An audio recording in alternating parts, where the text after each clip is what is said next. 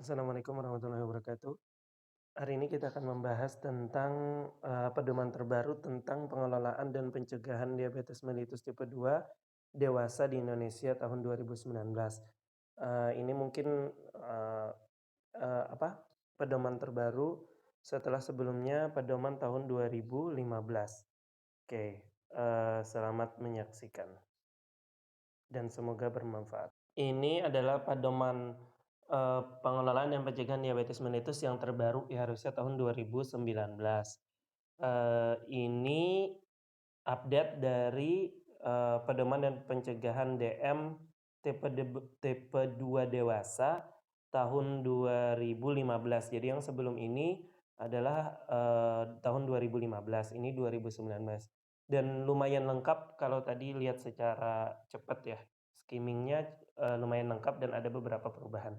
Nanti kita sambil bahas, apa aja perubahan seingat saya. Ya lanjut. Oke. Ya cover-nya sama, ada tulisan coverage-nya doang yang baru nih. Terus habis itu ya, oke, ketua sambutannya. Oke, lanjut. Iya, lanjut. Ya ini epidemiologinya lanjut aja ya.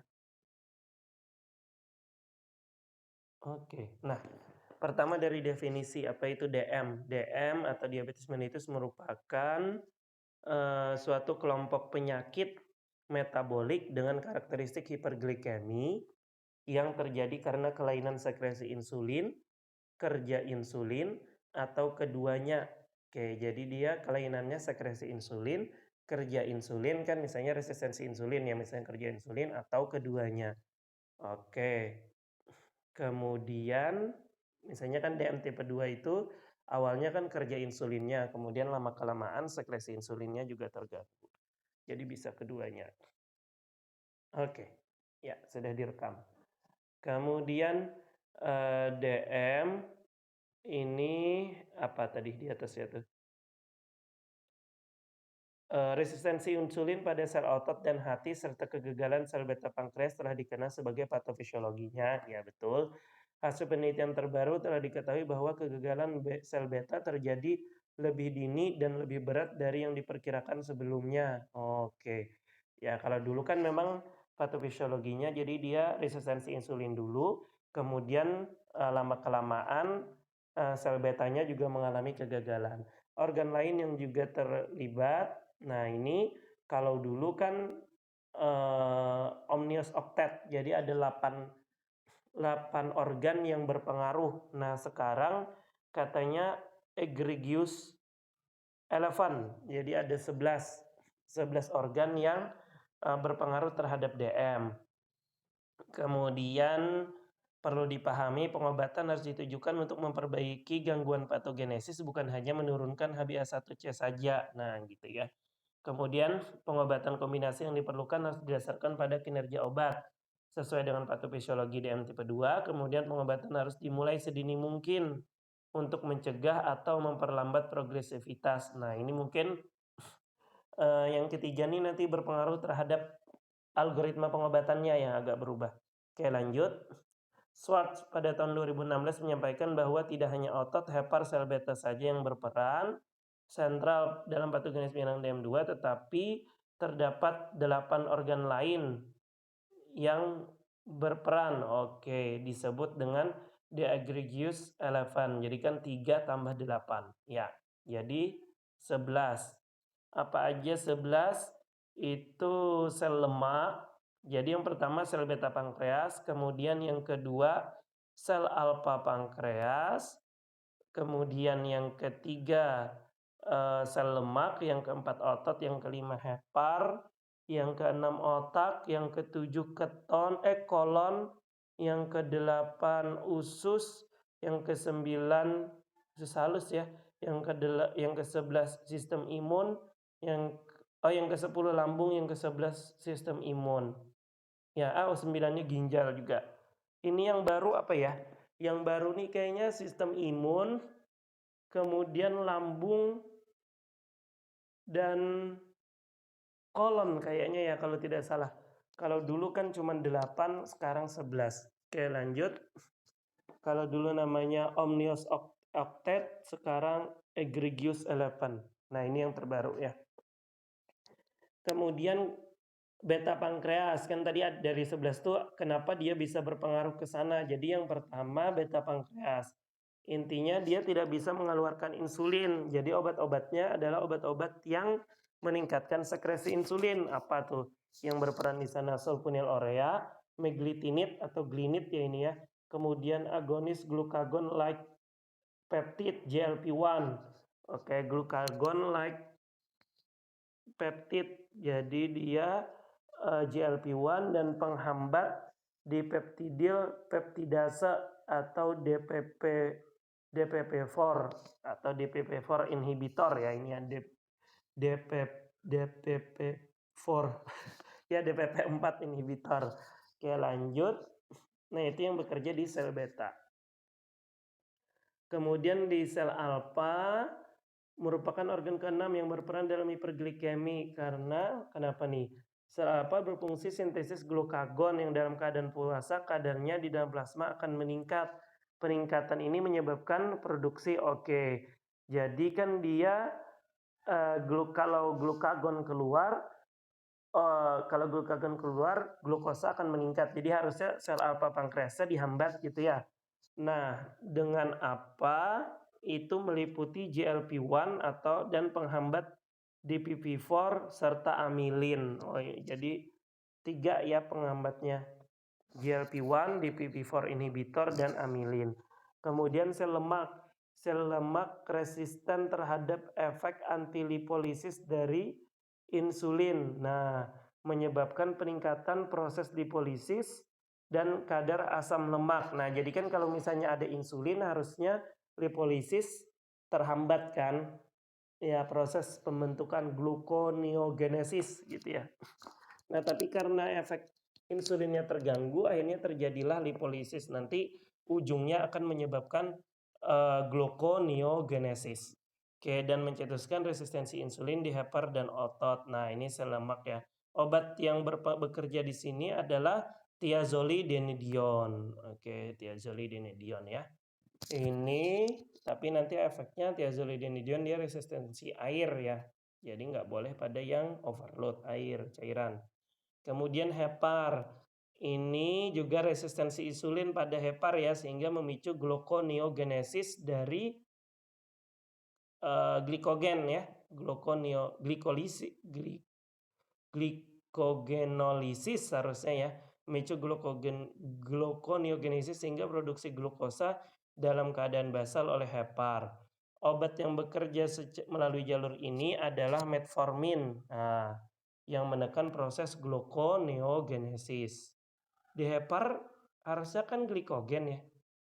Glikogen, glikogenolisis. Tapi ini gluconeogenesis ya. Kemudian otak. Nah, otak ini ternyata insulin berperan penekan makan yang kuat. Nah, jadi kalau gangguan insulin makanya sering lapar juga ya.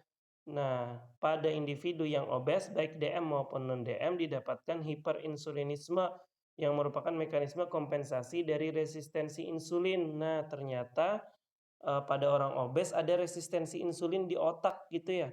Sehingga nafsu makannya meningkat.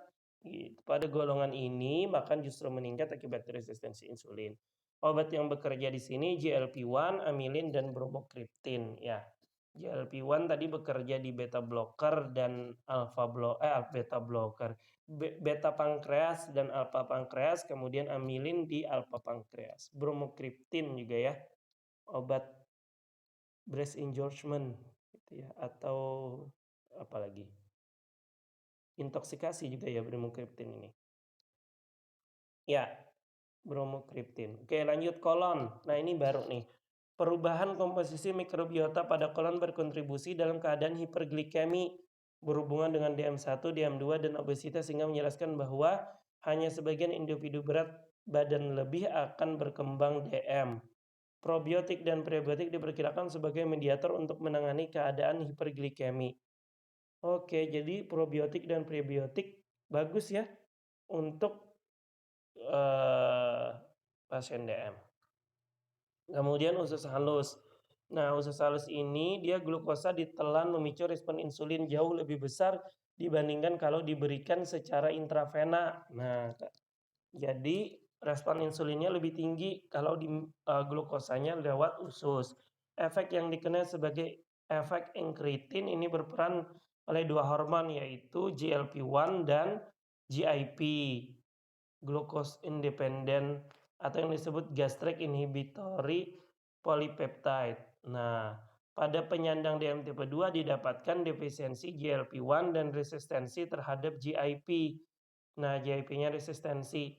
Hormon incretin juga segera dipecah oleh keberadaan enzim DPP-4. Nah, sehingga hanya bekerja dalam beberapa menit. Obat bekerja menghambat kinerja DPP-4 adalah DPP-4 inhibitor. Jadi kan DPP-4 itu memecah incretin untuk mengeluarkan GLP-1. GLP-1 ini nanti memicu insulin gitu ya. Jadi obatnya DPP-4 inhibitor biar incretinnya banyak, GLP-1-nya banyak. Kemudian GLP-1-nya juga ada obat sendiri GLP-1. Kemudian nanti diharapkan insulinnya meningkat gitu lah ya.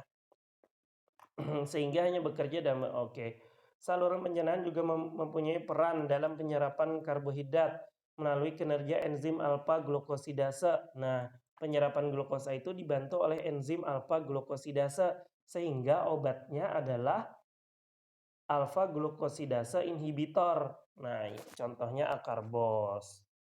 Kemudian ginjal.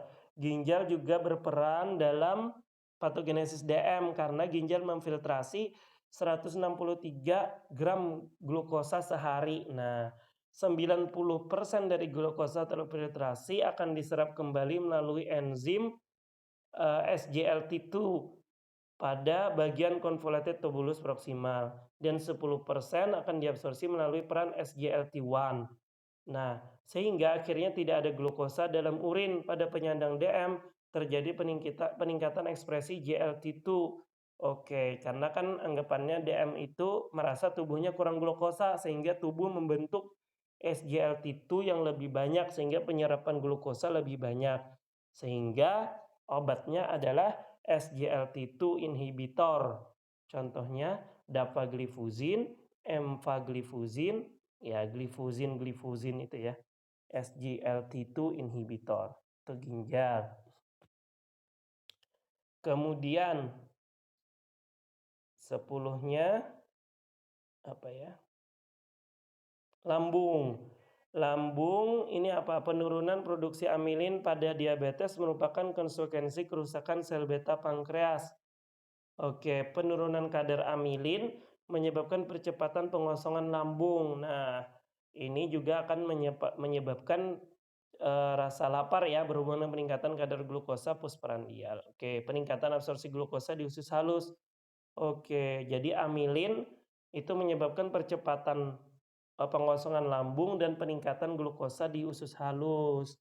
Kemudian yang terakhir sistem imun. Nah, ini salah satu yang baru juga.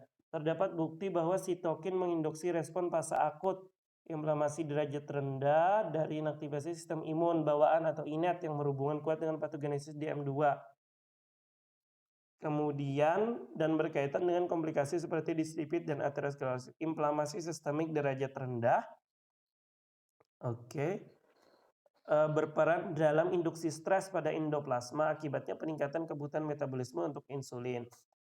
Yang tipe 2 ditandai dengan resistensi insulin paripar dan penurunan produksi insulin disertai dengan inflamasi kronis. Ini berarti katanya ada pengaruh inflamasi sistemik tapi derajat yang rendah ya. Kemudian apa nih? Beberapa dekade terakhir terbukti bahwa adanya hubungan antara obesitas dan resistensi insulin terhadap inflamasi. Ya, terus penanggulangannya apa nih? Nggak ada gitu aja ya. Obatnya nggak ada yang berpengaruh ke sana. Kalau dari patofisiologinya mungkin kalau inflamasi apa? Omega 3 gitu ya.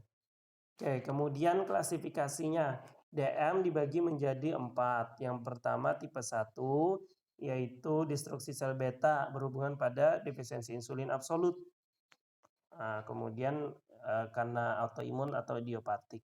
Kemudian tipe 2 bervariasi mulai dominan resistensi insulin. Nah, pertama kan resistensi insulin disertai defisiensi insulin relatif. Jadi kan rasanya kurang gitu kan karena nggak defisiensi relatif kurang karena resistensi insulin, sampai yang dominan efek sekresi insulin disertai resistensi insulin. Oke. Jadi lama-kelamaan sekresinya pun terganggu. Karena dia akhirnya bekerja keras kan, karena dianggap kurang insulinnya, padahal kerjanya yang terganggu. Kemudian diabetes mellitus gestasional, yaitu didiagnosis pada trimester kedua atau ketiga kehamilan, di mana sebelum kehamilan tidak didapatkan diabetes. Kemudian tipe spesifik yang berkaitan dengan penyebab lain. Jadi ada sindroma diabetes monogenik, diabetes neonatal, maturity onset diabetes of young. Jadi maturity onset diabetes of young atau MODY. Oke, kemudian penyakit eksokrin pankreas, kemudian disebabkan oleh obat dan zat kimia, glukokortikoid, pada terapi HIV atau AIDS atau transplantasi organ. Oke, ini juga bisa menyebabkan DM ya, tapi yang non tipe spesifik. Oke, lanjut. Nah, kemudian kriteria diagnosisnya, jadi intinya ada istilah gejala klasik, yaitu poliuri, polidipsi, polifagi, dan penurunan berat badan yang tidak dapat dijelaskan sebabnya. Kalau karena diet beda ya. Kemudian keluhan lain, lemah badan, kesemutan, gatal, mata kabur, disfungsi ereksi pada pria, serta pruritus vulva pada wanita. Nah, kemudian kriteria diagnosisnya, ini kayaknya masih sama dengan 2015, yaitu glukosa plasma puasa lebih dari sama dengan 126, yang arti puasa itu tidak ada asupan kalori minimal 8 jam. Nah, ini nggak perlu gejala klasik. Jadi tanpa gejala klasik, DM bisa tegak kalau gula darah puasa lebih dari sama dengan 126 mg per desiliter. Kemudian dengan TTGO, yaitu tes toleransi glukosa oral dengan beban glukosa 75 gram. Jadi diminumi dulu glukosa 75 gram, kemudian diperiksa TTGO-nya dalam 2 jam ya, lebih dari sama dengan 200. Nah, kalau ini juga tidak perlu gejala klasik, jadi walaupun nggak ada poliuri, polidipsi, polipagi sudah tegak DM-nya. Kemudian yang ketiga, kalau dia yang sewaktu lebih dari sama dengan 200, ini harus dengan keluhan klasik. Jadi kalau misalnya cuman lebih dari 200 tanpa gejala klasik masih belum bisa ditegakkan DM-nya. Nanti diperiksa lagi gula darah puasa dan TTGO-nya gitu. Kemudian yang keempat yaitu HbA1c lebih dari sama dengan 6,5 dengan metode terstandarisasi NGSP. Jadi laboratoriumnya harus terstandarisasi National Glycohemoglobin Standardization Program. Oke, lanjut. Saat ini tidak semua laboratorium di Indonesia. Nah, itu ya tadi ya. Oke, pada kondisi tertentu, anemia, hemoglobinopati atau riwayat transfusi darah 2-3 bulan terakhir itu bisa mempengaruhi HbA1c. Jadi sebaiknya tidak pada saat itu. Lanjut. Ini ya. Oke. Ini ada istilah toleransi glukosa terganggu atau glukosa darah puasa terganggu GDPT dan TGT. Kalau misalnya tidak memenuhi kriteria DM, ada istilahnya toleransi glukosa terganggu atau gula darah puasa terganggu. Soalnya pertama kan kalau misalnya gula darah puasa itu normalnya 100, tapi kalau misalnya didapatkan dia 100 sampai 125, nah itu gula darah puasa terganggu. Nah, jika TTGO-nya kurang dari 140, kan TTGO normalnya 140 gitu. Tapi kalau misalnya TTGO-nya antara 140 sampai 199, tapi gula darah puasanya kurang dari 100, berarti dia cuman toleransi glukosa terganggu. Tapi bersama-sama didapatkan GDPT dan TGT, bisa juga prediabetes. Ini kan istilahnya prediabetes ya. Bisa GDPT, bisa TGT, bisa kedua-duanya gitu ya. GDPT-nya gula darah puasanya antara 100 sampai 125, TTGO-nya antara 140 dan sampai 199, karena normalnya kan gula darah puasa itu kurang dari 100, TTGO kurang dari 140. Kemudian diagnosis prediabetes dapat juga ditegakkan berdasarkan hasil pemeriksaan HbA1c yang menunjukkan 5,7. Jadi kan soalnya gula darah HbA1c itu normalnya kurang dari 5,7. Nah, kalau di atas 6,5, di atas atau sama dengan 6,5 itu sudah DM. Oke. Turun ke bawah. Ya, ini tadi ya. HbA1c lebih dari sama dengan 6,5 itu sudah DM. Prediabetes itu 5,7 sampai 6,4. Kurang dari 5,7 normal. Kalau gula darah kurang dari 100 ya, 99 sampai 70. Kemudian TTGO 70 sampai 139. Oke. Pelaksanaan TTGO ini ya. 3 hari sebelum pemeriksaan pasien tetap makan dan melakukan jasmani seperti biasa. Jadi harusnya biasa ya. Bukan nanti makannya dikurang-kurangin. Kemudian berpuasa paling lambat paling sedikit 8 jam. Minum air putih tanpa glukosa boleh gitu ya, bukan kayak puasa biasa gitu yang nggak boleh makan minum sama sekali. Oke, selama tidak ada kalori yang masuk. Dilakukan pemeriksaan kadar glukosa darah puasa, jadi gula darah puasanya diberikan, kemudian 75 gram dewasa atau 1,75 gram per kgbb pada anak-anak. Dilarutkan dalam air 250 ml, diminum dalam waktu 5 menit. Jadi dimasukkan dalam satu aqua lah ya, aqua gelas gitu, 220. Kemudian berpuasa kembali, kemudian dilakukan pemeriksaan 2 jam setelah minum larutan glukosa. Dilakukan pemeriksaan kadar glukosa 2 jam sesudah beban glukosa.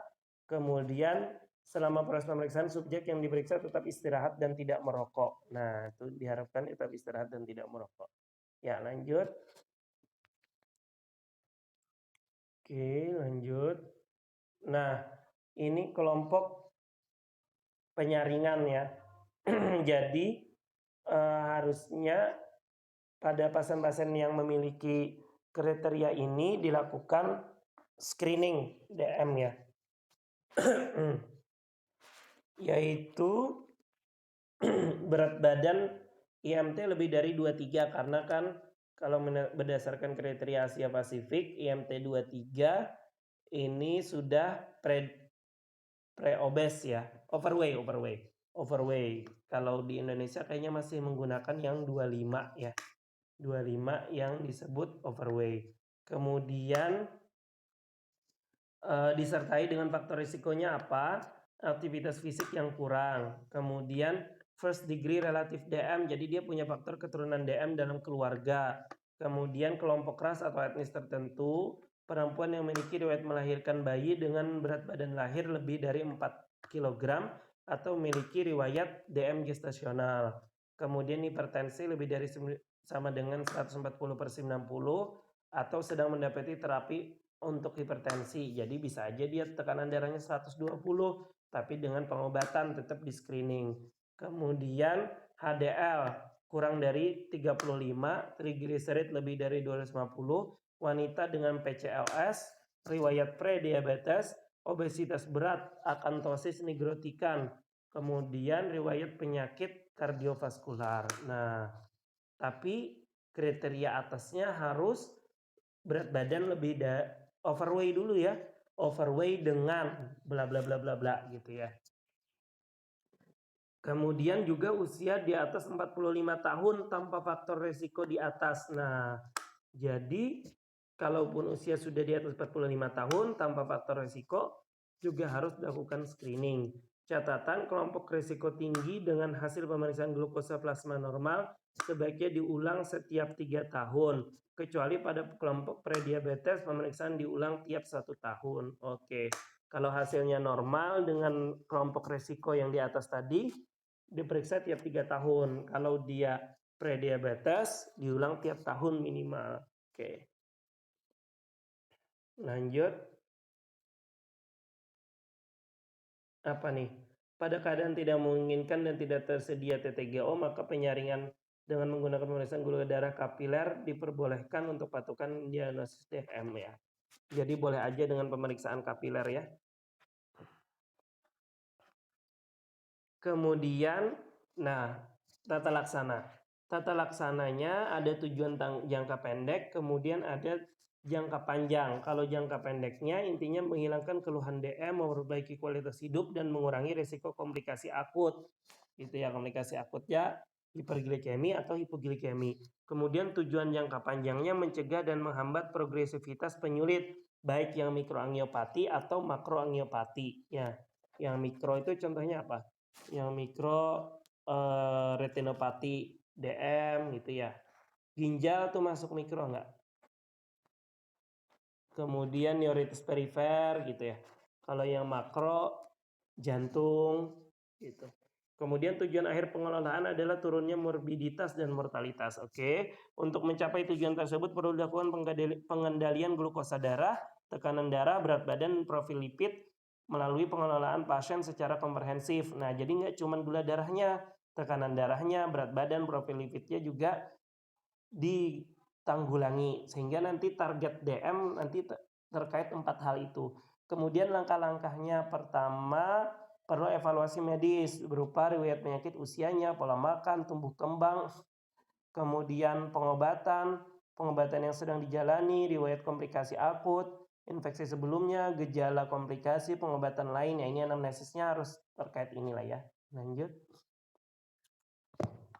Kemudian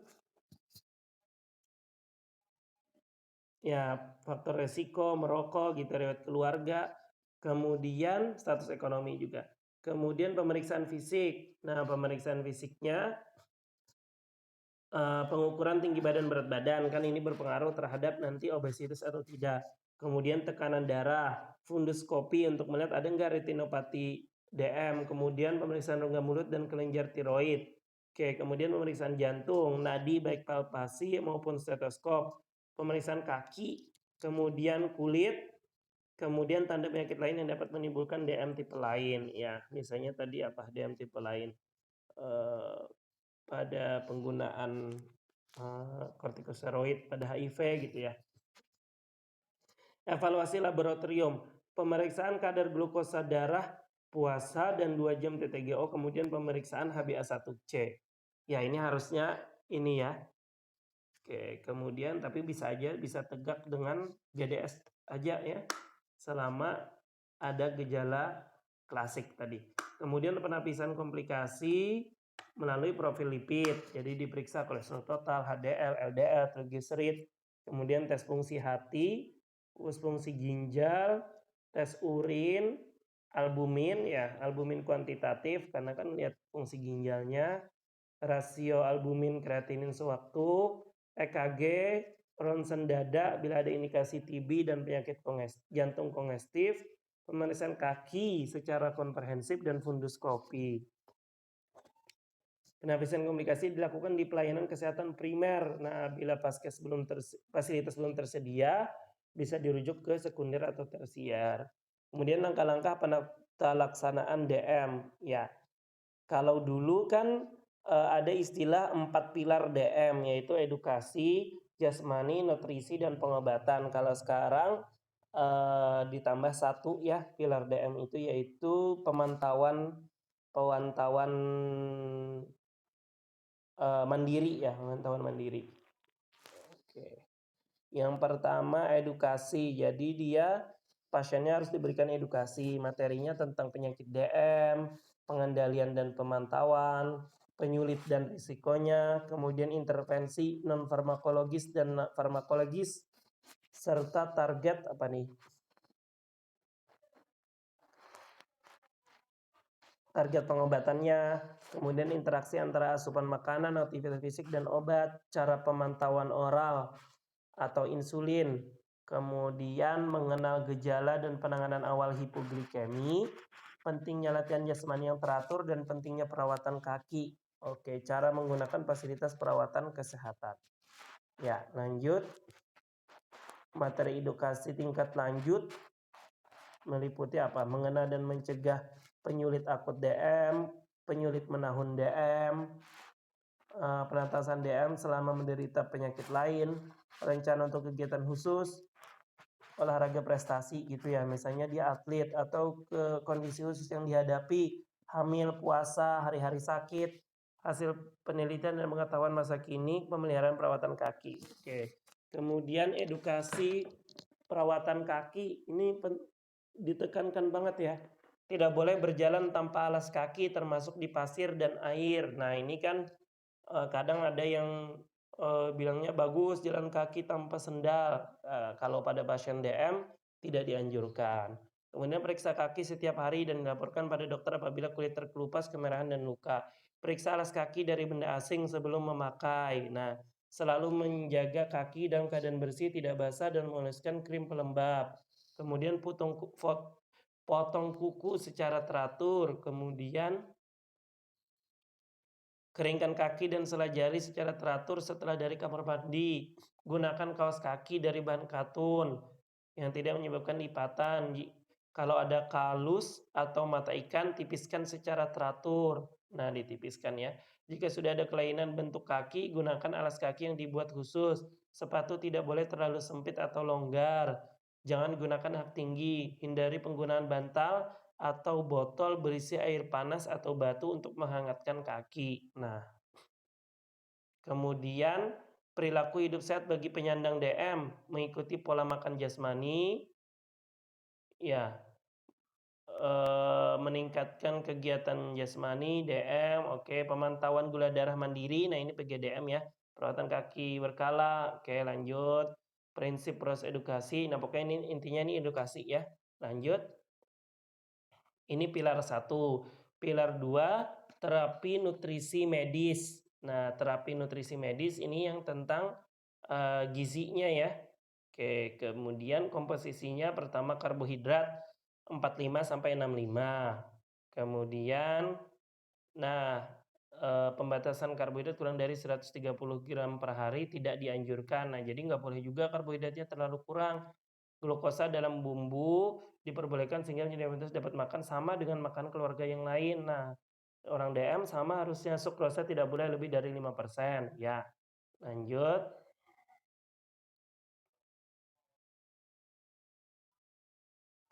Dianjurkan makan 3 kali sehari, bila perlu dapat diberikan apa tuh? Dapat diberikan makanan selingan seperti buah atau makanan lain sebagai bagian dari kebutuhan kalori sehari. Nah, jadi orang DM bukan dikurangin makannya, tapi diatur polanya. Jadi makan besar karbohidratnya tetap 3 kali plus selingan 2 kali, bahkan 5 kali. Kemudian lemaknya 20 sampai 25%. Oke. Kemudian lemak jenuhnya kurang dari 7%, tidak jenuhnya kurang dari 10% ya. Oke, kemudian protein itu 0,8 gram per kgbb per hari. Oke, atau 10% dari kebutuhan energi dengan 60% diantaranya biologik tinggi. Jadi harus baiknya protein yang biologik tinggi ya. Sumber protein yang baik ikan, udang, cumi, nah daging tanpa lemak, kayak ayam tanpa kulit, produk susu rendah lemak, kacang-kacangan, tahu dan tempe. Oke, natrium. Nah, natrium pada penyandang DM orang sehat kurang dari 1.500 mg per hari.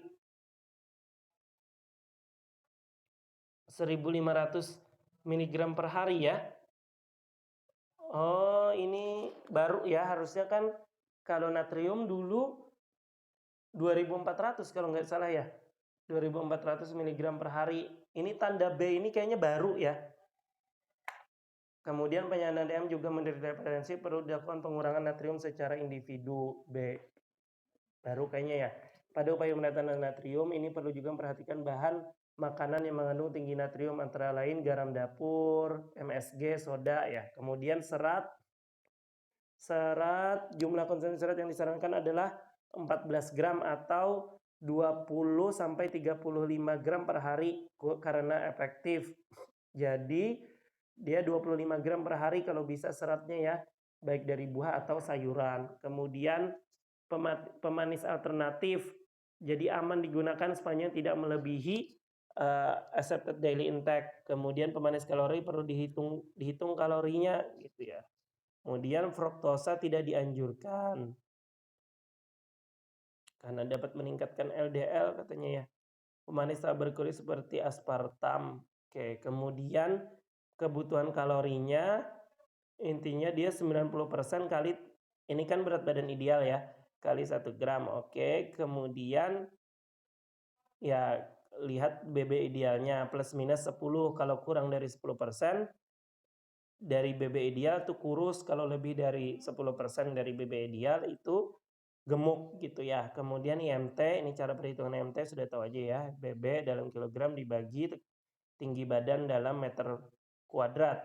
Oke, nah ini klasifikasinya yang digunakan adalah klasifikasi harusnya si Asia Pasifik, tapi kalau nggak ada disebutkan nanti kita pakai yang Kemenkes. Nah ini kalau Asia Pasifik ya, kalau Asia Pasifik 18,5 sampai 22,9. 23 sampai 24,9 itu overweight, kemudian obes 1 25 sampai 29,9, 30 ke atas obes 2. Tapi Kemenkes nggak kayak gini ya.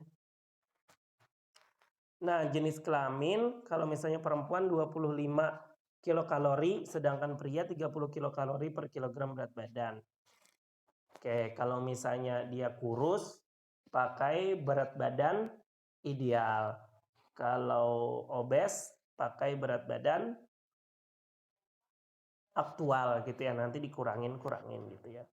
Kemudian umurnya pasien usia di atas, nah ini yang faktor koreksi-koreksinya ya, kayak dilewatin aja kayaknya ya. Ini banyak stres metabolik, berat badan, nanti ada faktor koreksi. Nah, latihan fisik yang dianjurkan adalah 2 sampai 5 hari seminggu dengan dengan lama 30 sampai 45 menit. Jadi totalnya adalah 120 menit per minggu. Kemudian jeda antar latihan tidak lebih dari 2 hari berturut-turut. Jadi jangan juga satu harinya langsung 150 menit. Tapi 3 sampai 5 hari dalam seminggu, kemudian 30 sampai 45 menit. Oke, kemudian latihan fisik dianjurkan adalah yang bersifat aerobik dengan intensitas sedang, yaitu 50 sampai 70% denyut jantung maksimal. Kan denyut jantung maksimalnya 220 dikulang umur ya. Kalau 220 dikurang umur kita misalnya anggap 30 gitu ya misalnya, anggap 20 lah. Anggap 20 berarti 200. Jadi tekanan nadinya kalau bisa antara 100 sampai 140 gitu. Jadi antara 50 sampai 70% dari nadi maksimal. Oke, kemudian pasien DM pada usia muda dan bugar dapat melakukan 90 menit per minggu dengan aerobik berat. Nah, kalau aerobik berat cuma 90 menit aja. Tapi gula darahnya harus antara 100 sampai 250. Jadi kalau misalnya kurang dari 100 konsumsi karbohidrat dulu, kalau lebih dari 250 ditunda dulu. Ya, lanjut. DM tanpa kontraindikasi. Oke, kemudian terapi farmakologis. Ini oralnya ya, ada 6 golongan. Sulfonylurea. Ya, contohnya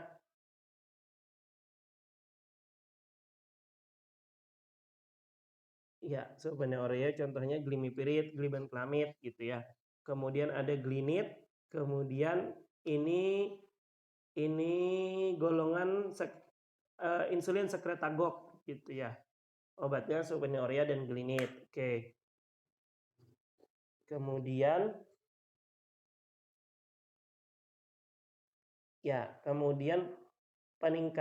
peningkat sensitivitas insulin itu metformin, kemudian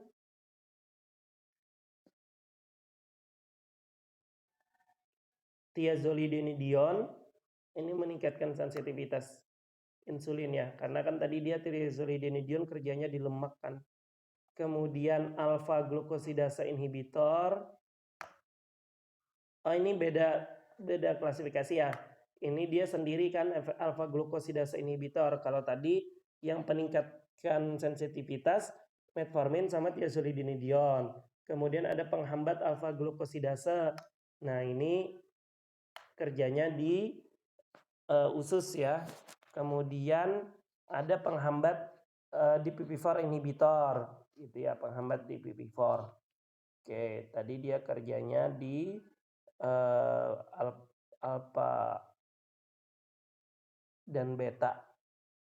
Kemudian SGLT2 ini kerjanya di ginjal, tidak diperkenankan LFG-nya kurang dari 45 ya, nggak boleh. Kemudian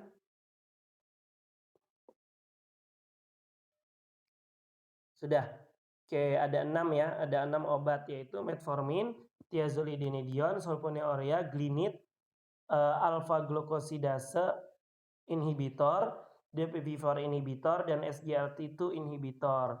Nah, itu metformin kerjanya menurunkan produksi gula di hati, kemudian meningkatkan sensitivitas. Thiazolidinidion juga meningkatkan sensitivitas, meningkatkan sekresi tadi sulfonylurea dan glinit, menghambat absorpsi glukosa di usus, alpha glukosidase inhibitor, meningkatkan sekresi insulin dan menghambat sekresi glukagon. Nah, itu DPP-4 inhibitor karena kan kerjanya di alpha dan beta ya.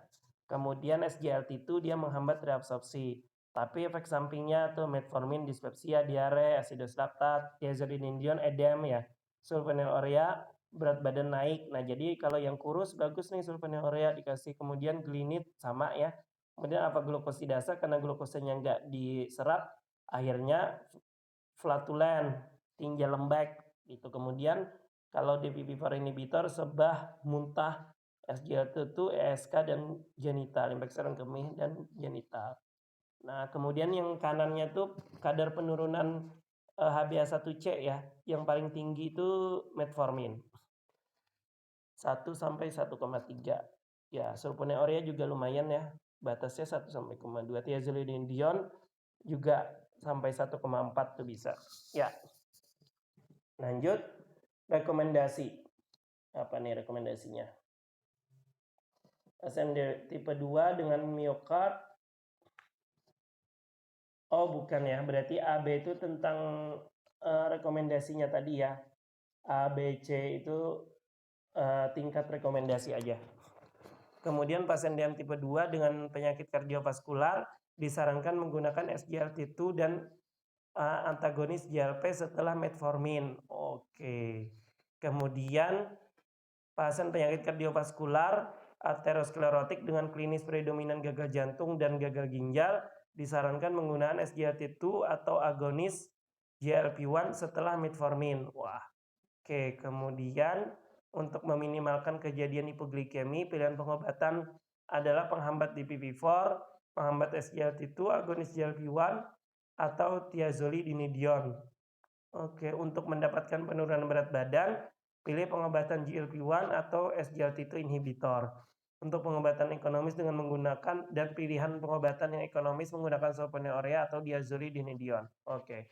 Kalau mau meningkatkan berat badan ya tadi sulfonylurea atau thiazolidinidion. Wah, sekarang rekomendasinya banyak DPP-4, SGLT2 ya. Waduh. Susah kita. Kemudian obat suntik, obat anti hiperglikemi suntik ada insulin, ada agonis GLP-1 dan kombinasi insulin dan agonis GLP-1. Ya. GLP-1 agonis nggak ada oralnya ya. Kemudian insulin. Ini digunakan pada HbA1c diperiksa lebih dari sama dengan 75% dan sudah menggunakan 1 atau 2 obat anti diabetes. Kemudian HbA1c lebih dari 9 kasih insulin. Penurunan berat badan yang cepat. Nah, hiperglikemi berat disertai ketosis, ya, krisis hiperglikemi, ya, gagal dengan pemberian OHO dosis optimal, ya, kemudian stres berat, misalnya lagi Infeksi sistemik, operasi besar, infak miokard, dan stroke, kasihnya insulin. Kehamilan dengan DM atau diabetes gestasional yang tidak terkendali dengan perencanaan makan. Gangguan ginjal dan hati yang berat, kontraindikasi atau alergi obat hiperglikemia oral. Kemudian kondisi preoperatif sesuai indikasi ya. Kemudian jenis dan nama kerja insulin. Ya, ada 6 jenis juga ya insulin: rapid acting, short acting, intermediate acting, long acting, ultra long acting, dan premix. Campuran tetap dan insulin ada campuran tetap yang menengah dan cepat, kerja pendek dan menengah, ada yang kerja cepat dan menengah atau premix, kemudian ada yang kerja ultra panjang dengan kerja cepat. Oke, lanjut efek samping terapi insulin ya hipoglikemi ya. Lanjut. Penatalan hipoglikemi dapat dilaksanakan bagian komunikasi akut DM. Oke.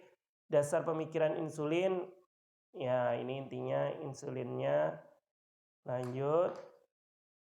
Oke, cara penyuntikan ya. Ini yang GLP-1 agonis ya, GLP-1 agonis. Ya, ini obatnya liraglutid, exenatid, albiglutid, ya, dulaglutid, ya. Kemudian GLP-1 pada diabetes obatnya disuntikan subkutan. Oh, subkutan juga ya. Kemudian, nah, algoritmanya apa tuh?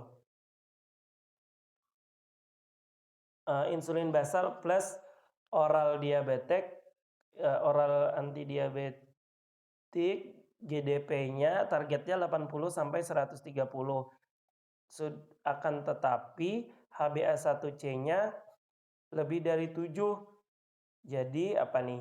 Bisa insulin basal plus insulin bolus 1 kali pada porsi makanan terbesar. Oke, kemudian insulin basal plus oral antidiabetik plus GLP-1 agonis ya, dosis terendah, atau insulin premix. Oke, ya ini lewat aja lah ya. Lanjut. Terapi kombinasi ya, lanjut. Kita lihat algoritmanya. Oke, lanjut. Ya, lanjut. Nah, ini sekarang algoritmanya ya.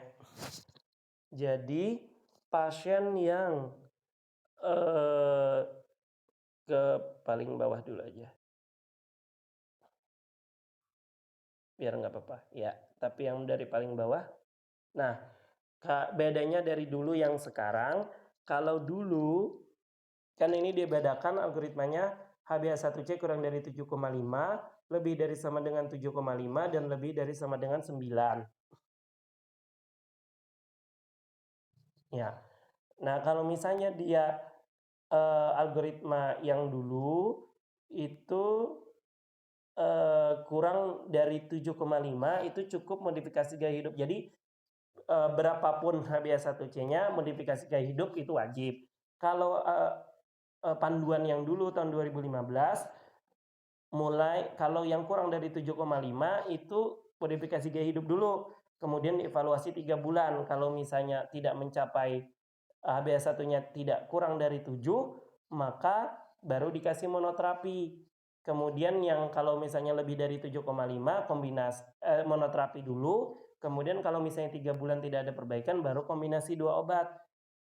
Nah, sekarang yang 2019 ini langsung, kalau kurang dari 7,5 monoterapi, obatnya metformin atau sulfonylurea atau alpha-glucosidase, thiazolidinedion, DPP-4 inhibitor, SGLT2, dan agonis GLP-1.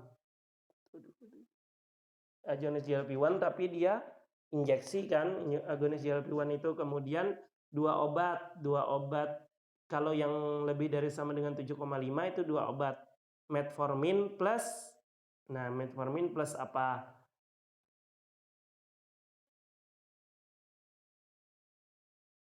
Heeh.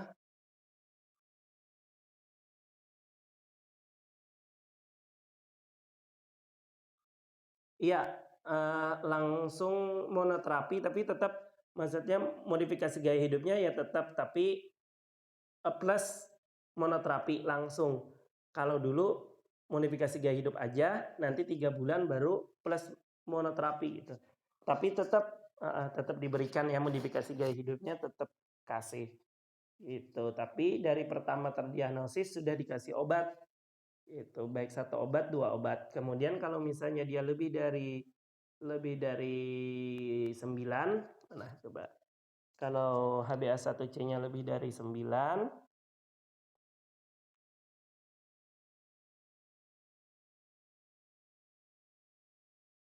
iya. Nah, kita lihat gejala klinisnya.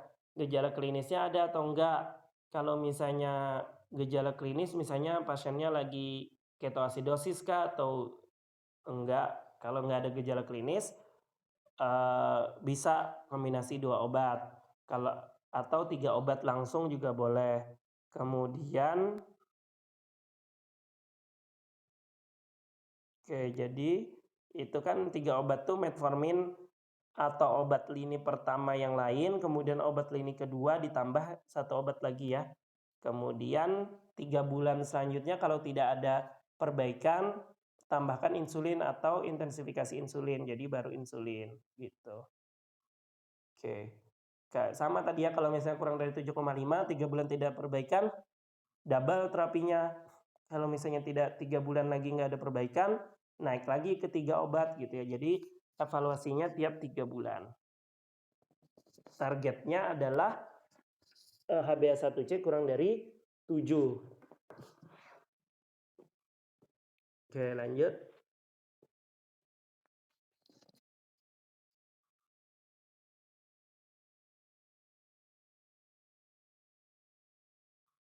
Nah, ini ya.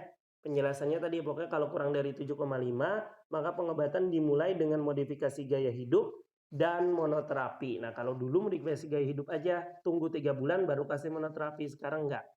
Semuanya langsung obat ya. Ya, lanjut sudah. Ini sudah dijelaskan kombinasi 3 obat perlu diberikan bila sudah terapi oke. HbA1c, namun yang tentang 9 tadi, naik sedikit. Nah, untuk pasien HbA1c saat diperiksa lebih dari 9 disertai gejala dekompensasi metabolik, maka diberikan terapi kombinasi insulin. Ya tadi dekompensasi metabolik tadi misalnya dia lagi HHS kah atau lagi apa? Ketoasidosis. Nah, itu kasihnya insulin ya. Oke, lanjut. HbA1c 7% setara dengan glukosa 154 mg per desiliter. Oke, ya itulah ya. Terus lanjut. Pertimbangan monoterapi, metformin dianjurkan. Ya, jika metformin tidak diberikan, sulfonylurea bisa, akarbos juga bisa ya. Pokoknya pilihannya bisa lah, tapi yang paling utama metformin. Ke-6 obat tadi bisa plus agonis GLP-1 ya, tapi agonis GLP-1 kan injeksi. Ya, lanjut. Ya, SGLT2 juga bisa. Nah, GLP-1 juga bisa. Kemudian, ya ini lanjut aja nih sama layar tentang algoritma tadi. Ya, kalau misalnya dia ada komorbidnya, disarankan untuk kombinasi metformin dengan SGLT2 dan agonis GLP-1. Waduh, ini saran aja lah ya. Kemudian lanjut, kalau dia gagal jantung atau penyakit gagal ginjal kronis, terapinya metformin dan SGLT2 bila fungsi ginjal baik. Karena terbukti menurunkan progresivitas gagal jantung dan gagal ginjal. Tapi SGLT2 ini nggak boleh pada LFG kurang dari 45 tadi ya. Kemudian lanjut. GLP-1 juga terbukti mempunyai manfaat perlindungan terhadap jantung. Nah, bromokriptin QR umumnya digunakan untuk terapi tumor hipofisis. Data di Indonesia masih sangat terbatas. Oke, bromokriptin masih belum digunakan ya obat di Indonesia. Oke. Lanjut, keuntungan, kerugian, dan biaya obat anti hiperglikemi. Oh ya, ini sudah tadi lah ya. Tidak menyebabkan hipoglikemi, metformin tadi udah. Oke, lanjut. Nah, pemantauannya, nah ini kan yang pilar selanjutnya ya. Jadi kan pilar pertama tadi edukasi, kemudian terapi nutrisi, kemudian aktivitas fisik, kemudian pengobatan, ya kan? Ya, ada 4 pilar. Nah, ini yang selanjutnya yaitu pemantauan. Nah, pemantauan ini juga satu pilar DM. Praktek sehari-hari hasil pemeriksaan DM2 harus dipantau. Oke, kemudian yang dipantau apa? Pemeriksaan gula darah. Oke, terus HbA1c, efek perubahan, ya. Nah, ini yang pemantauan glukosa darah mandiri. Oke, lanjut. Kapan diperiksanya? Nanti ada. Nah, ini ya. Jadi dia disarankan kalau misalnya masih tidak terkontrol, jadi dia diperiksanya sebelum makan. Jadi sebelum makan pagi, siang, malam. Jadi 3 kan. 2 jam sesudah makan, pagi, siang, malam. 6. Kemudian sebelum tidur malam 7. Jadi disarankan itu diperiksa gula darah sewaktunya 7 kali. Kalau pasiennya apa tuh? Pasien dengan kendali buruk atau tidak stabil tuh ditesnya tiap hari. Kemudian pasien dengan kendali baik atau stabil sebaiknya tes tetap dilakukan secara rutin. Pemantauan dapat lebih jarang, minggu sampai bulan apabila pasien terkontrol baik secara konsisten. Jadi bisa aja sehari 7 kali itu 1 kali sebulan aja gitu. Pemantauan glukosa darah pada pasien yang mendapat terapi insulin tunjukkan untuk penyesuaian dosis insulin. Nah, jadi misalnya baru-baru menggunakan insulin, nah nanti dipantau tuh 7 kali dalam sehari. Kemudian tes lebih sering dilakukan pada pasien yang melakukan aktivitas fisik pada keadaan krisis gitu ya. Selalu tinggi atau sering hipoglikemi. Ada menganjurkan pemeriksaan kadar glukosa darah malam dilakukan jam 10. Oke. Lanjut. Nah, kriteria pengendalian DM. Nah, tadi yang sasaran pengendalian DM kan bukan hanya tentang darahnya, tapi juga berat badan. Tuh EMT-nya harusnya normal 18,5 sampai 22,5. Kemudian tekanan darah 140/90. Kemudian gulanya itu HbA1c-nya kurang dari 7.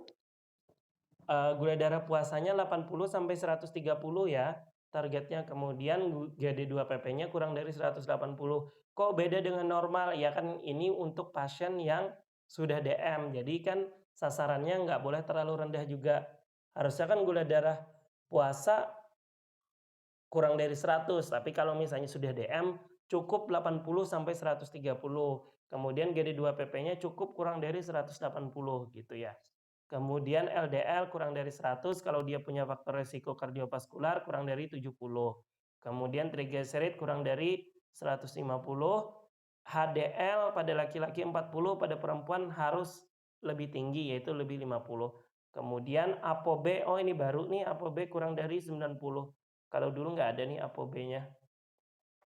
Yang tahun 2015 nggak ada tentang ApoB. Oke. Nah, untuk pasien lanjut usia targetnya 7,5 ya sampai 8,5 atau HbA1c-nya ya. Nggak usah terlalu rendah. Kalau yang normal kan tadi kurang dari 7 ya. Oke, ini tabel konversi golongan darah rata ke perkiraan HbA1c. Jadi kalau misalnya rata glukosa plasma 6 gitu ya. Kalau misalnya 126 itu 6 gitu ya. Konversi glukosa darah rata ke perkiraan HbA1c. Oh, itu kan perkiraannya ya. Ya, 154 itu 7 perkiraannya. Oke, lanjut.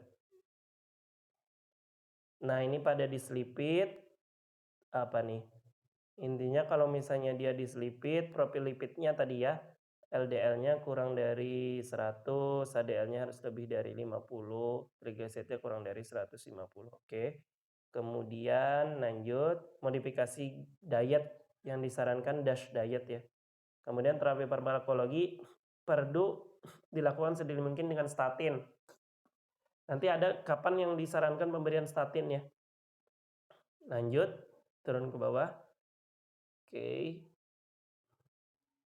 Ya.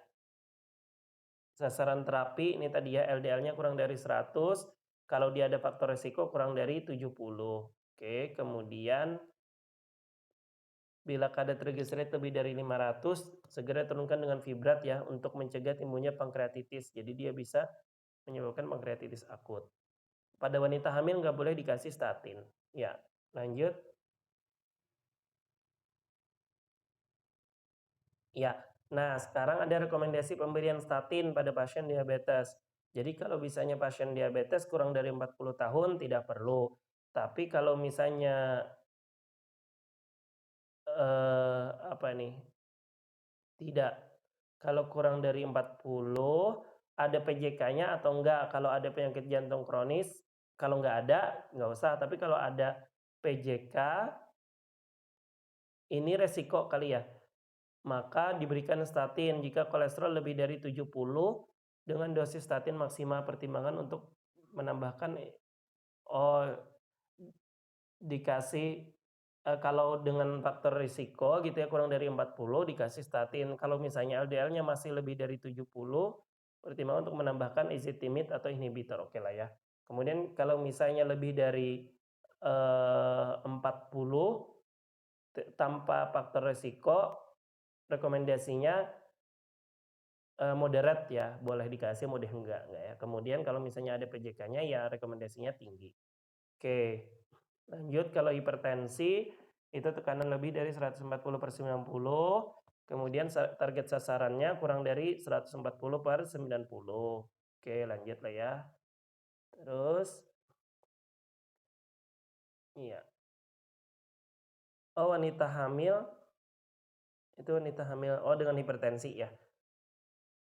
Oke, lanjut. Hipertensi sudah lah ya. Oke, lanjut. Obat intervensi yang dapat digunakan S, bisa ARB, bisa CCB, bisa beta blocker, bisa. Oke, lanjut. S atau dosis ya, yang disarankan S lah ya, S atau ARB. Kemudian obesitas, ya harus diturunkan karena hubungannya bermakna dengan sindrom metabolik ya. Lanjut, ini apa nih? Penurunan berat badannya 5-10% sudah memberikan hasil yang baik katanya. Oke, terus, ya. Ya. Oke, kalau obesitas berarti yang disarankan kan berarti metformin. Kalau sulfonylurea tidak disarankan. Karena tambah meningkat nanti. Oke, gangguan koagulasi, oke lewat aja. Terapi aspirin. Ya, penyulit akut. Nah, ini penyulit akutnya ada ketoasidosis, KAD, kemudian yang kedua HHS ya. Sudah bisa lah ya membedakannya. Kalau KAD berarti ada peningkatan keton gitu ya, pH-nya plasmanya menurun, kemudian darahnya sih harusnya nggak terlalu tinggi ya. Kalau HS dia cukup tinggi. Oke, lanjut. Bisa juga hipoglikemi. Nah, hipoglikemi ini ada triad Whipple. Nah, triad Whipple-nya ada gejala hipoglikemi, kadar glukosa rendah, dan berkurang dengan pengobatan. Nah, itu. Kurang dari 70 ya, hipoglikemi. Kemudian, nah ini tanda-tandanya ada yang autonomik, ada yang neuroglycopenic. Kalau autonomik rasa lapar, berkeringat, gelisah, parestesi, palpitasi, pucat, takikardi. Kalau yang neuroglycopenic, lemah, lesu, dizziness. Ya, lanjut. Nah, kalau misalnya dia hipoglikemi ringan, artinya dia bisa sadar, pasiennya dikasih glukosa per oral. Kalau misalnya berat, ya lewat IV ya. Kemudian, nah bisa terjadi kalau misalnya kendali glikemik yang terlalu ketat atau hipoglikemi berulang, ini orang-orang yang berisiko ya. Malnutrisi, konsumsi alkohol, tanpa makanan yang tepat. Oke, lanjut. Nah, kalau misalnya dia yang ringan, bisa dikasih glukosa sederhana ya, karbohidrat sederhana. 15 sampai 20 gram atau sekitar 2 sampai 3 sendok makan gula pasir. Nah, itu kalau misalnya pasiennya sadar. Kalau misalnya nggak sadar ya pakai IV. Ya, lanjut.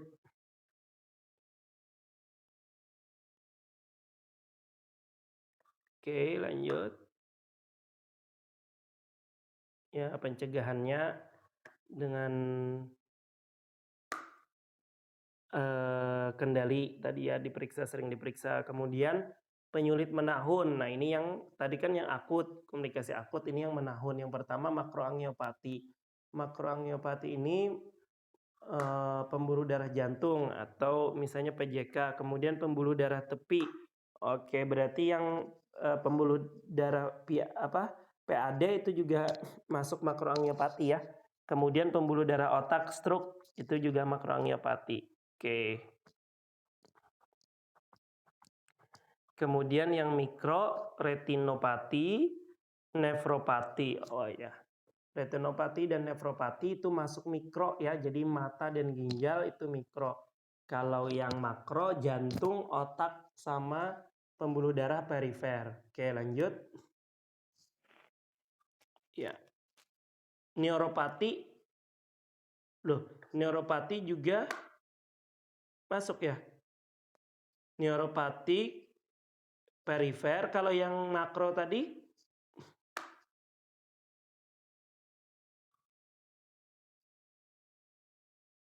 pembuluh darah tepi, penyakit arteri perifer, pembuluh darah tepi berarti kan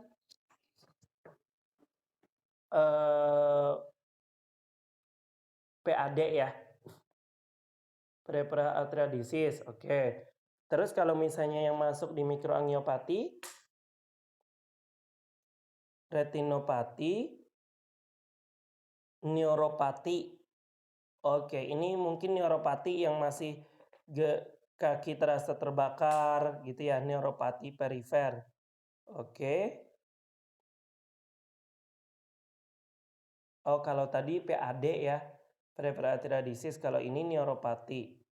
Kemudian kardiomiopati juga masuk ke mikroangiopati ya.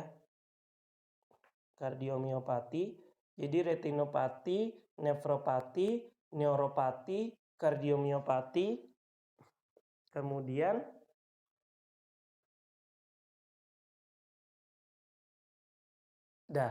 ada 4 ya. Kalau misalnya tadi makroangiopati ada 3. Jadi dia PJK, stroke, dan PAD. Kalau penyakitnya PAD atau stroke atau PJK itu makroangiopati. Kalau mikroangiopati, retinopati, nefropati, neuropati, kardiomiopati. Ya.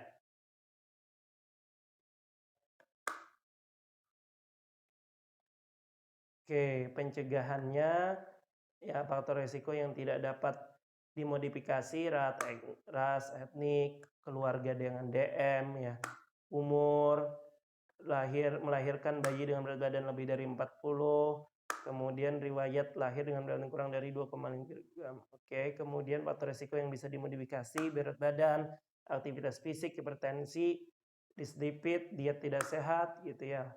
Kemudian faktor lain terkait risiko penyandang sindrom metabolik. Ya, terus. Oke, lanjut. Oke. Lanjut. Ya, stroke, PJK, PAD ya. Oke. Ya, ini menghentikan kebiasaan merokok. Ya. Terus pencegahan sekunder. Ya, dengan diobatin yang bagus ya. Kemudian pencegahan tersier, disability limitation kan ini ya. Dan rehabilitasi. Ya, terus nah, masalah-masalah khusus diabetes dengan infeksi, DM dengan tuberkulosis, katanya apa tuh?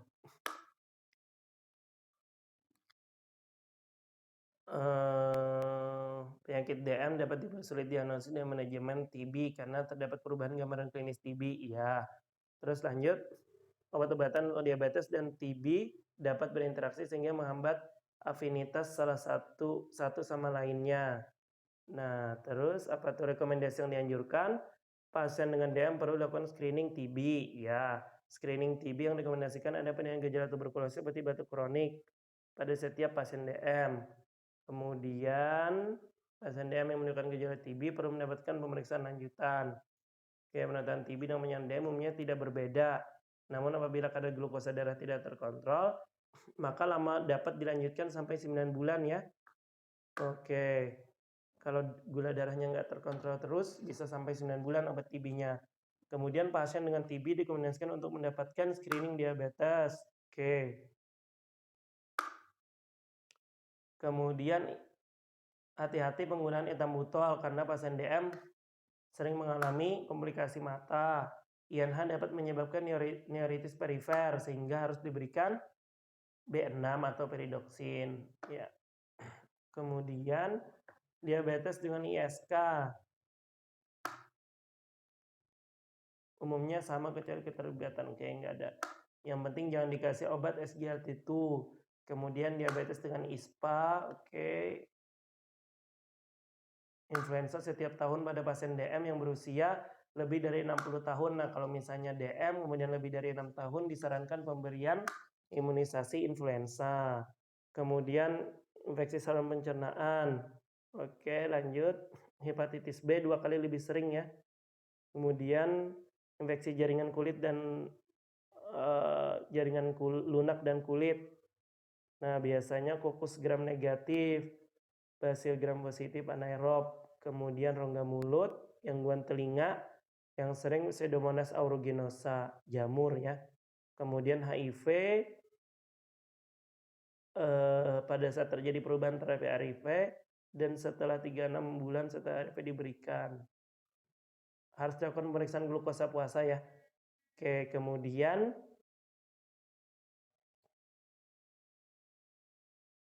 ya lanjut. Oke, kaki diabetik. Nah, ini harus diraba pulsasinya di dorsalis pedis, tibialis posterior. Kemudian kulit kaku dan kering. Nah, ini kakinya ya. Kayak ada anunya di bawahnya. Ada klasifikasinya ya. Lanjut.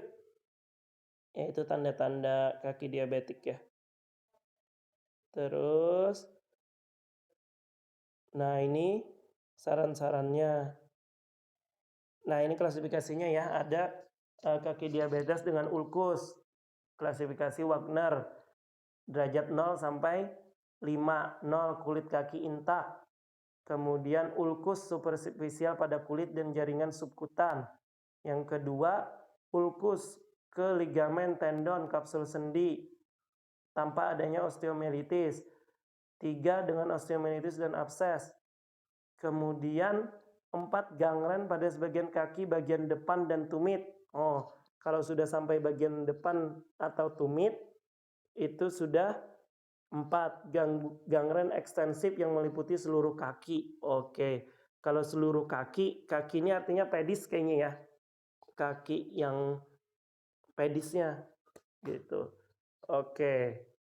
Kalau 1 superficial. Kalau 2 sudah dalam tapi belum osteomyelitis. Kalau 3 sudah osteomyelitis. 4 sudah bagian dorsal pedis atau tumit. 5 keseluruhan. Oke. Kemudian ada klasifikasi pedis. Ya, pedis itu perfusionnya gimana? Kemudian extension, deep, infection, dan S-nya sensasi. Oke. Perfusion, extension, deep, infection, dan sensasi. Oke, lanjut.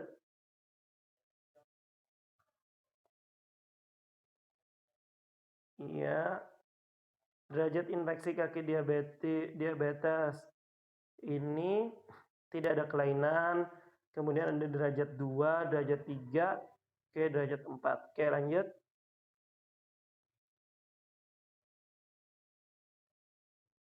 Kendali. Nah, yang di tata laksananya kendali metabolik. Jadi harus dikendalikan gula darahnya, lipidnya, albumin, kemudian kendali vaskularnya, perbaiki asupan vaskular, kemudian kendali infeksi atau infection control, kemudian kendali luka dengan konsep time. Apa tuh time? Tisu debridement, jadi membersihkan luka dari jalan inflamasi, kontrol inflamasi dan infeksinya, kelembabannya, kemudian mendekatkan tepi epitel. Nah, epithelial age advancement, jadi didekatkan ya. Kemudian kendali tekanan dan edukasi kontrol. Oke, diabetes dengan osteomielitis. Oke, lanjut. Kalau osteomielitis sudah sampai tulang ya. Oke. Kemudian PAD, ini PAD sudah masuk ke, kalau sudah PAD sudah masuk makroangiopati ya. Lanjut.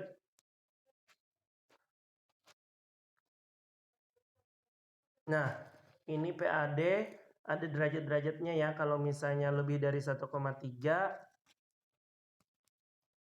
aterosklerotik. Ya. Arterisklerotik artinya kan tekanan darah di bawah lebih tinggi daripada tekanan di atas, karena kan tekanan darah ankle brachial index. Jadi ankle dibagi brachial kan. Kalau ankle-nya lebih tinggi daripada brachial berarti ada arterisklerotik gitu. Kalau normalnya 0,9 sampai 1,3. Jadi misalnya ankle brachial index ini kan misalnya di atas ya 130, ya di bawahnya juga harusnya 130 gitu. Jadi kan 130 bagi 130 1. Tapi kalau misalnya 0,7 sampai 9 itu ringan, 0,4 sampai 6 sedang, kurang dari sama dengan 0,4 berarti berat. Oke, kemudian yaitu PAD, kemudian bisa ada critical line ischemic, jadi bisa sudah sampai pucat gitu ya. Ya, lanjut. Ya, lanjut. Infeksi akut Lyme. Nah, ini akut Lyme. Kalau ada akut Lyme ischemic, ini ada tandanya 6P ya. Pain, pustular, pallor, parestesi, paralisis, dan polar. Oke, lanjut. Onset kurang dari 2 minggu. Jadi dia akut ini, nyeri biasanya. Nah, bisa selulitis atau basit nekritikan. Oke, lanjut lah ya. Tata laksananya antibiotik, insisi, drainase. Oke, lanjut. Diabetes dengan nefropati diabetik. Nah, sekitar 20-40% penyandang diabetes akan mengalami nefropati diabetik. Oke. Kemudian apa nih? Ya, klasifikasi nefropati diabetik tidak lagi menggunakan mikroalbumin dan makroalbumin, tetapi albuminuria saja. Oke. Nah, rasionya albumin dengan kreatinin normalnya kurang dari 30. Kalau rasio albumin kreatinin 30 sampai 209, kemudian lebih dari 300 mg per kilogram. Oke, kemudian kapan diperiksa ini? Segera setelah DM tipe 2 ditegakkan, kemudian setiap tahun. Ini kan pada pasien-pasien prolanis karena kayaknya dapat ini ya, bisa dilakukan pemeriksaan ini. Oke, lanjut ya tata laksananya. Oke, lanjut. Ya, disarankan SARB.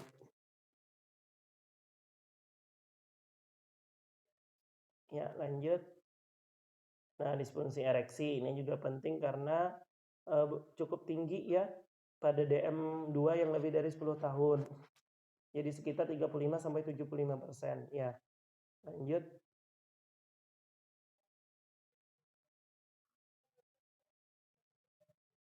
Nah, ini kuesionernya. Ya, lanjut ya. International Index of Erectile Dysfunction, IIEF 5.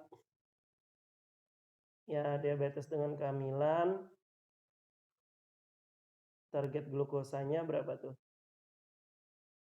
80 sampai 110. 1 jam setelah makan 100 sampai 155. HbA1-nya kurang dari 7. Hindari hipoglikemi berat. Suplementasi asam folat ya. Kemudian hentikan obatan rokok dan alkohol. Hentikan obat-obatan tensi teratogenik. Mengganti terapi antidiabetes oral ke insulin kecuali metformin pada kasus PCOS. Jadi PCOS boleh metformin boleh dikasih pada ibu hamil. Kemudian pengelolaannya targetnya glukosa darah sebelum makan saat tidur malam hari itu 60 sampai 90. Diabetes gestasional apa itu? Ya dilakukan pemeriksaannya pada usia kehamilan 24 sampai 28 minggu ya. Pada semua perempuan hamil yang sebelumnya tidak memiliki riwayat DM. Nah, jadi dia trimester kedua 24 sampai 28. Kemudian juga TTGO. Pasien didiagnosis bila gula darah puasanya lebih dari 92. Kalau kita kan 126. Kalau ini 92 sudah didiagnosis ya. Kemudian gula darah 1 jam setelah TTGO 100 lebih dari sama dengan 180 itu masuk DM gestasional dan lebih dari 153 pada 2 jam. Angkanya kurang bagus ya. 92, 180, 153. Oke. Screening awal negatif sebelum 24 minggu tetap harus dilakukan pemeriksaan ulang pada 24 minggu. Jadi misalnya dia di screening pada umur 12 minggu, nanti pada usia 24 sampai 28 di screening lagi. Oke, ini pada ibadah puasa. Oke, intinya sama aja sih kalau puasa ya. Iya, minimal 1 kali, tapi kalau misalnya dia sebelum 24 atau 28 sudah periksa, ya diulang lagi. Kemudian ya ini lanjut ya puasa. Oke. Terapi gaya hidup ya. Oke. Lanjut. Ya, terus lanjut. Diabetes preoperatif ya disarankan pakai insulin lah ya. Lanjut. Ya, kalau yang menggunakan kortikosteroid ya lanjut lah. Oke, terus retinopati diabetik ya harus diperiksa ya. Tanda-tandanya yang mulai dari non proliferatif, proliferatif gitu ya. Kalau bedanya proliferatif sama non proliferatif adanya neovaskularisasi. Kalau sudah ada neovaskularisasi jadi proliferatif. Oke, lanjut. Ya. Nah, ini yang dibagi 2 jenis ya. Yang tadi non proliferatif apa tadi tandanya? Ringan ada 1 mikroaneurisma, sedang perdarahan, mikroaneurisma dan eksudat. Kalau berat dikarakterkan dengan perdarahan dan mikroaneurisma pada 4 kuadran. Oke, tapi dia belum ada neovaskularisasi. Kalau proliferatif, dia sudah ada neovaskularisasi. Oke, diabetes dengan penyakit kritis. Oke, targetnya harus dikontrol 140 sampai 180 ya. dan tidak boleh lebih dari 180. Target yang lebih ketat 110 sampai 140. Ya, ini jadi kalau misalnya pasien dengan PJK kah, atau pasien dengan stroke, harusnya targetnya 140 per sampai 180. Walaupun dulunya nggak ada DM, kemudian 200, ya ini sebenarnya lebih berbahaya dibandingkan orang yang sudah punya ada DM, gitu. Jadi harus ditata laksana. Pemberian insulin secara sliding scale sangat tidak disarankan. Oh, jadi dia sekarang tidak disarankan ya. Oke, kemudian, nah ini penyakit kritisnya apa aja tuh ya? Sindrom koroner akut. Kemudian apa lagi? Ya, terus stroke gitu ya. Terus sepsis, ya. Intinya glukosanya dipertahankan 140 sampai 180. Ya, terus ya ini sistem rujukan ya. Sekarang kan pakai BPJS. Kemudian ya ini pasien. Nah, kalau di sini dia kok cuman dokter umum HbA1c terukur. Kemudian gejala gangguan metabolik jelas. Dikasih non farmakologi, diet dan olahraga, target glikemik tak tercapai dalam 3 bulan. Monoterapi ini kalau di sini agak beda ya. Ini dia nunggu 3 bulan dulu baru monoterapi. Sedangkan kalau dari atas tadi dia langsung monoterapi ya. Ya, kemudian lanjut ke 2 terapi, kemudian ke 3 terapi. Ya, lanjut.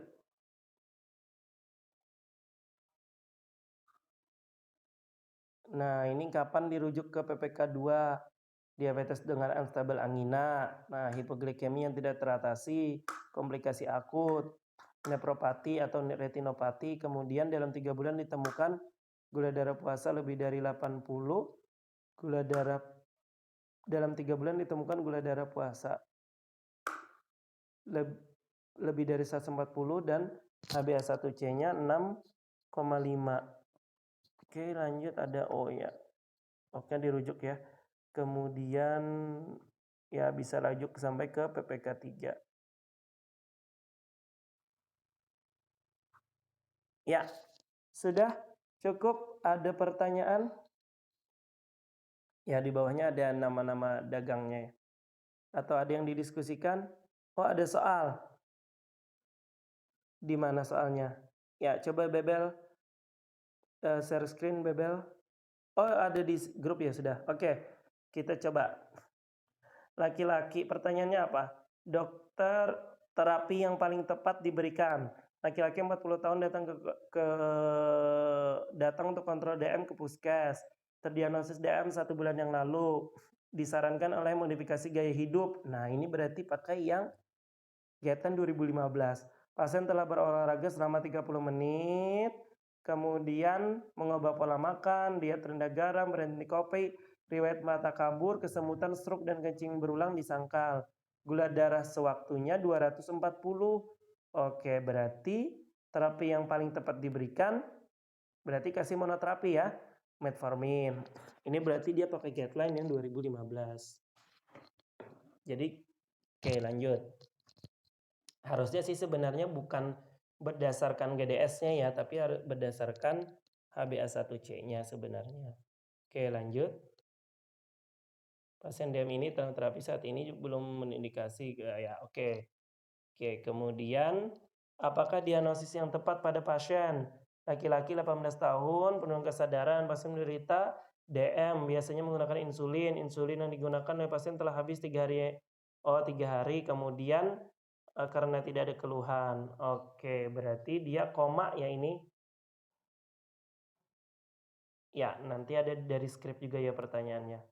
Oke, koma, hiperglikemi atau ketoasidosis? KD di atas apa katanya? Ditandai asidosis dan ketonemia mana? Nggak ada soalnya. Ya nanti disesuaikan ya. Padahal gula darahnya 500, jadi mungkin aja koma HHD. Nanti sesuaikan dengan kasusnya ya. Ada nggak ketonnya? Intinya sekarang dia mengalami koma. Oke. Lanjut. Penyakit diabetes digolongkan sebagai penyakit degeneratif. Oke. Oke, di WA katanya ada script. Coba kita buka.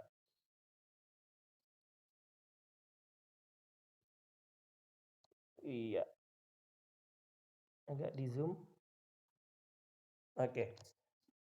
Salah satu penyebab DM1 yaitu faktor lingkungan jenis virus tertentu dapat memicu autoimun dalam tubuh individu yang menyebabkan, ya, kalau DM tipe 1 ya berarti destruksi sel beta lah ya.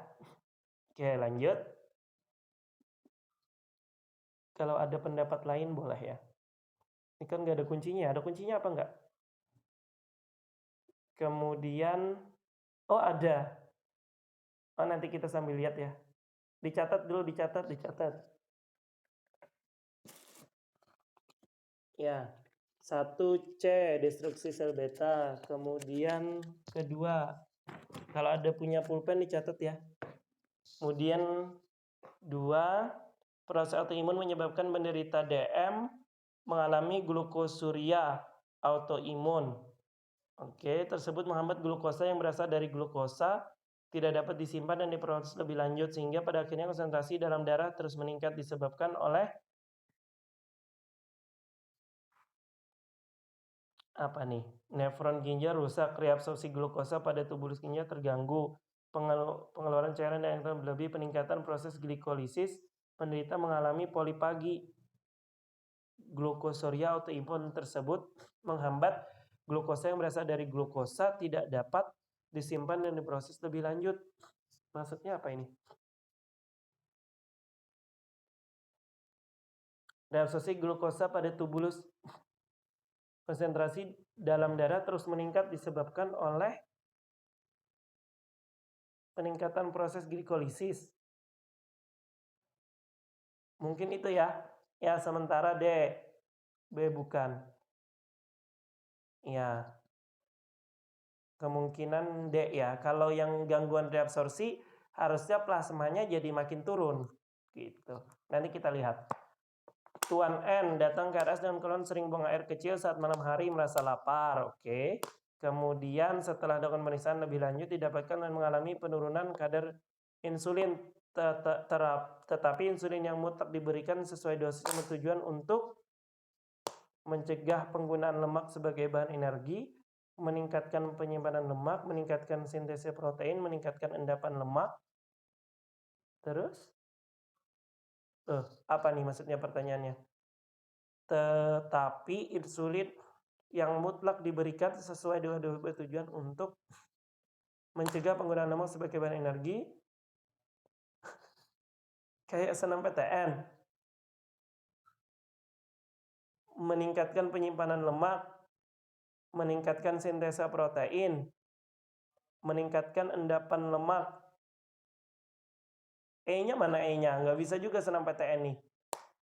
SNMPTN harusnya E 1, 2, 3, 4 ya? ABCD benar. Ya, ABCD benar. E. Oke, sementara E dulu. Ya. Kemudian di bawah ini yang merupakan keadaan sistem kardiovaskular pada DM tipe 1.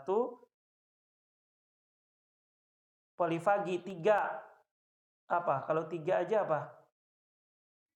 Ada nggak 3 aja? Nggak ada. Perfusi jaringan meningkat. Di bawah ini yang merupakan keadaan sistem kardiovaskular pada DM tipe 1.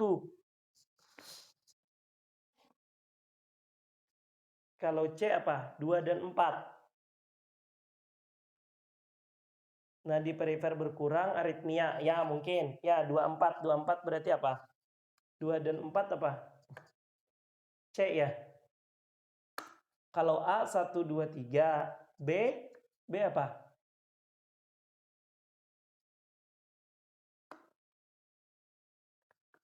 Apa sih senam PTN nih? Lupa. Oke, sementara 2 dan 4 ya. Kemudian penyuntikan insulin mutlak diberikan pada pasien DM. Oh, sebab, waduh. Penyuntikan insulin mutlak diberikan pada pasien DM. Enggak.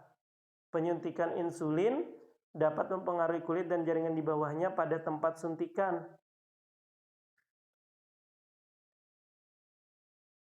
Atau apa sih benar-benar berhubungan. B, benar-benar tidak berhubungan. C apa? Kalau salah benar apa salah benar? Aduh, salah benar C ya. Penyuntikan insulin dapat mengaruhi kulit dan jaringan di bawahnya pada tempat. Kayaknya salah benar, salah benar. Salah benar apa? C ya. Ya udah C dulu. Kemudian, nah yang ada pilihannya aja nih. Pada pasien DM tipe 2 apabila sudah kronik dapat menimbulkan masalah keperawatan, gangguan intensitas. Gangguan integritas. Intervensi yang tepat masalah tersebut adalah oh ini keperawatan nih. D berarti ya tadi ya. Apa nih? Pantau pemasukan. Gangguan integritas nih apa? Kulit ya? Wah ini perawat ini. Lewatin aja ya. Ini berarti perawat nih. Oh pantasan soalnya. Ada kayak gitunya. Ya nomor 7. Berikut ini faktor diabetes DM tipe 2 adalah usia, obesitas, riwayat keluarga, ras. Betul. Obesitas, kebiasaan, usia, ras. Betul juga, C. Riwayat keluarga, jenis kelamin, kebiasaan, lingkungan. Usia, obesitas, riwayat keluarga, ras. Jenis kelamin juga. Kecuali lingkungan, nah ya lingkungan kan nggak berpengaruh. Pokoknya yang ada lingkungannya pasti salah. Ya lewat aja. Ini nih soal siapa yang bikin nih? Yang termasuk tanda dan gejala DM tipe 2 kecuali glukosuri, polidipsi, poliuri, anemia. Ya D. Mata kabur. Ya boleh lah ya. Ya mata kabur. Ya bisa kalau retinopati. Ya betul. Anemia juga bisa kalau nefropati.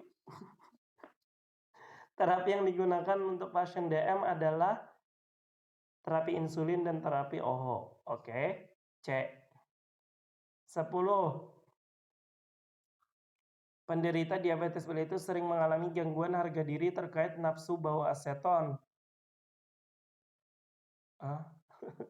Ya bisa jadi.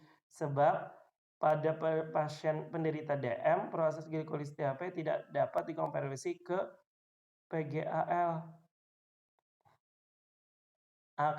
B kayaknya. Benar-benar tidak berhubungan. Ya 1 tadi apa nih? 1 C benar ya. Kemudian 2 tadi apa nomor 2? Nomor 2 jawabannya apa?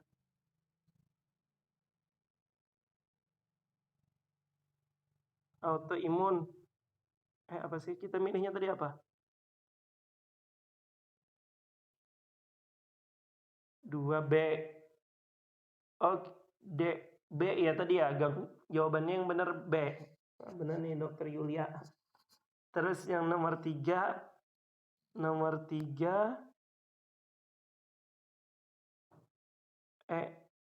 Apa sih yang nomor 3 nih? Apa soalnya tadi ya?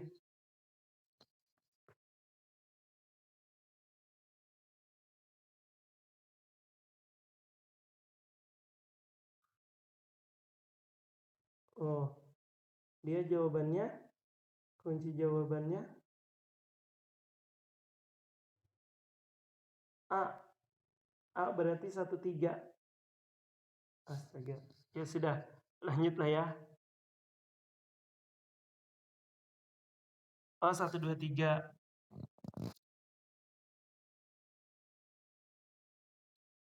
Ya.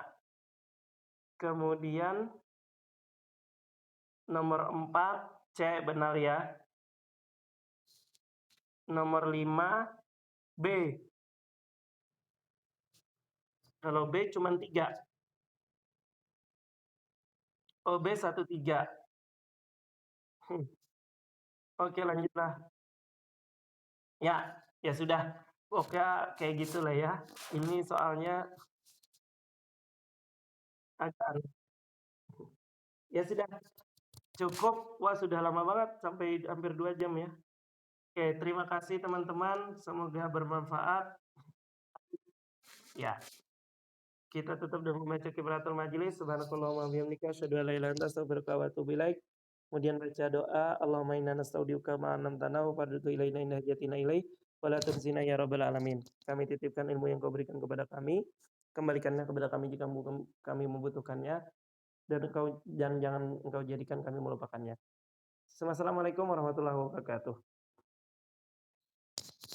Baik, sudah selesai teman-teman. Bagi yang merasa ada manfaatnya silakan di-like. Kalau ingin pemberitahuan silakan di-subscribe dan bunyikan loncengnya. Kalau ada diskusi atau hal yang lain silakan komen di kolom komentar. Terima kasih.